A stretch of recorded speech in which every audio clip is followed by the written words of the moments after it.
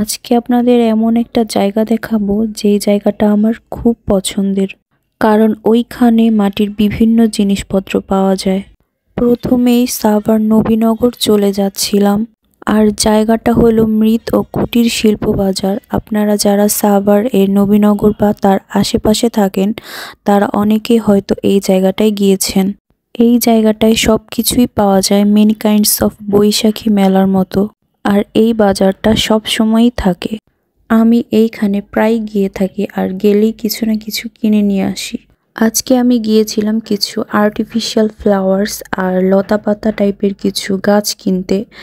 এগুলো আমার কাছে খুবই অ্যাস্থেটিক লাগে আর খুব অ্যাফোর্ডেবল প্রাইসে পাওয়া যায়।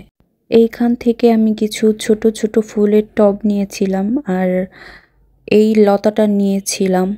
লতাটার প্রাইস ছিল ৬০ টাকা মেবি, আমার কাছে ১২০ টাকা চেয়েছিল, আমি বার্গেটিং করে নিয়ে এসেছি। আর এই ফুলের টবটা ১৫০ টাকার মতো ছিল। এইখানে ফুলের ডিজাইন অনুযায়ী ফুলের টবের দাম নির্ধারণ করে থাকে।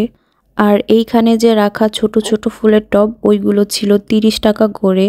আর এই ওয়াল হ্যাঙ্গিংটার দাম ছিল মেবি ৩০০ টাকা, ৩৫০ টাকার মতোই। আমি এইটা একটা নিয়েছি। এইখানে মাটির বিভিন্ন চায়ের কাপ, ফুলের টব, মাটির প্লেট আরও নানান ধরনের জিনিসপত্র ছিল। একটা আন্টিকে দেখেছিলাম ওইগুলো রং করতে। আমি মাটির কিছু কিনবো না তাই আর ওই সেকশনে যাইনি।